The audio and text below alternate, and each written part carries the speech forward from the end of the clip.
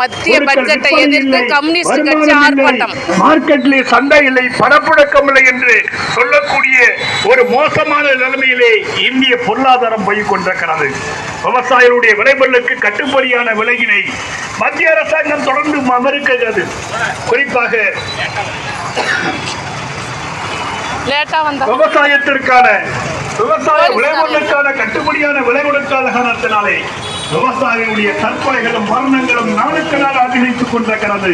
உரத்திற்கான மானியத்தை தொடர்ச்சியாக மத்திய அரசாங்கம் இன்றைக்கு உயர்த்திக் கொண்டிருக்கிறார்கள். இடுபொருளுடைய விலையை உயர்த்திக் கொண்டிருக்கிறார்கள்.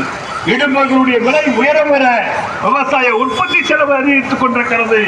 ஆகவே விவசாய விளைபொருளுக்கு கட்டுப்படியான விலை கொடுப்பதற்கான ஆகவே நெல்லுக்கு 3500 ரூபாய் குவிண்டாலுக்கு, கரும்பு டன்னுக்கு 4500 ரூபாய் விலை கொடுப்பதற்கான ஏற்பாட்டை இன்றைக்கு மத்திய அரசாங்கம் செய்யலாலே விவசாயத்துறையிலே மிகப்பெரிய நெருக்கடியை சந்தித்துக் கொண்டிருக்கின்றோம். விவசாய சாகடி பரப்புகள் எல்லாம் இன்றைக்கு குறைந்து கொண்டிருக்கிறது.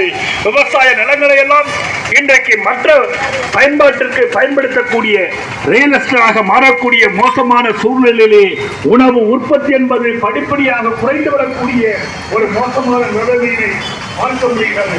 அதே போன்று மத்திய அரசாங்கம் ஏழை எளிய மக்கள் பயன்படுத்தக்கூடிய ரேஷனுக்கான மானியத்தை தொடர்ந்து குறைத்துக் கொண்டிருக்கிறார்கள்.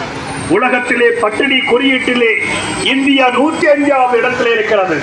அப்படிப்பட்ட சூழ்நிலையிலே உணவு மானியத்தை அதிகரிக்க வேண்டிய மத்திய அரசாங்கம் உணவு மானியத்திற்கான நிதியை தொடர்ந்து குறைக்கக்கூடிய அந்த நிலைமையை பார்த்துக் கொண்டிருக்கின்றோம்.